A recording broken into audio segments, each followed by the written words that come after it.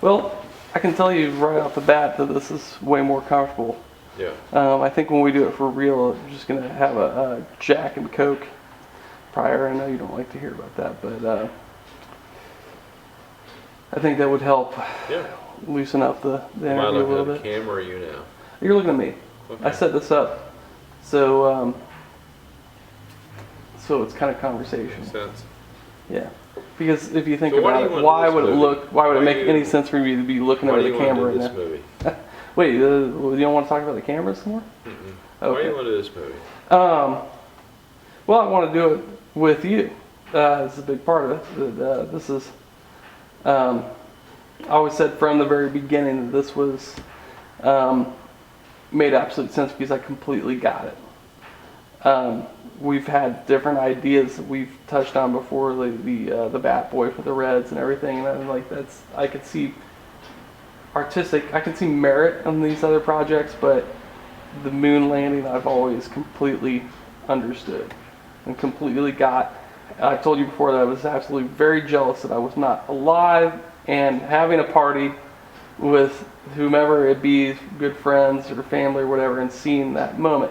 And that my generation, whatever that is, has not experienced anything like that. We've had a lot of horrific memories. We've seen 9/11, we've seen various wars. Granted, your generation also saw many horrific things, but we have not seen universal joy and accomplishment and pride in humanity. That's why I want to do this movie. So you're going to be filming 30 people, all of whom not only had the opportunity to shake Neil Armstrong's hand, but to actually have conversation with unquestionably one of the most famous people that's ever walked on the face of the earth. Face of the earth. They had a face, the and face it's of the like earth, not that's the right. face of the earth. That makes it kind of entertaining. And they had a chance to actually have dialogue. So how do you, from a camera's point of view, how do you plan to capture that? It's a good question. I don't really know how to answer it for the sake of this video right now, but to allow it to play out naturally, to allow the person the time and the space to tell us their honest story, to not feel that we're not directing them. We want the absolute truth and the most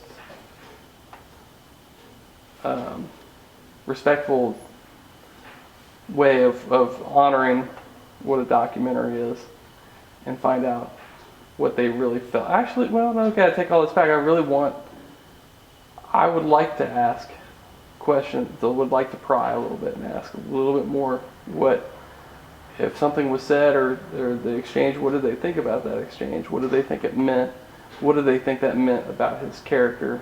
I want them to editorialize a little bit. Is that the right word? Mm-hmm. I want to find out a little bit more, even if it's not perfect, even if it's not the exact light we were intending. We're obviously out to do a very honest, positive piece on the man, but we also want to find out about the man. No man is perfect. We've talked about this being a thinking person's movie.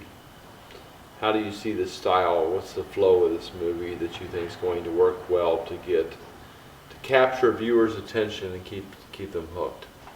Well, it's a difficult question because we don't know what we have until we get it. So we don't really know what this documentary is yet.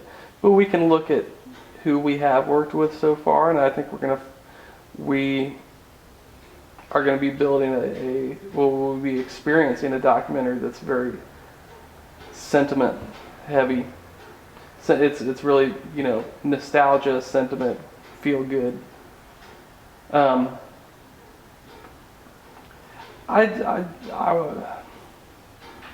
going to encourage the participants to.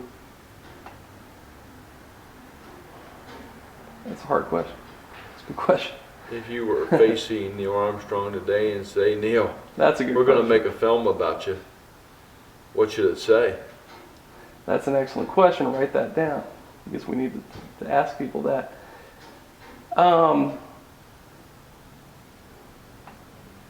would just point blank ask him, how do you want to be portrayed? I want to find out how he viewed himself.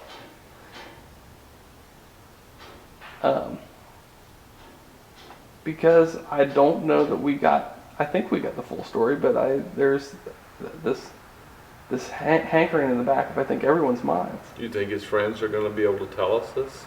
I don't know.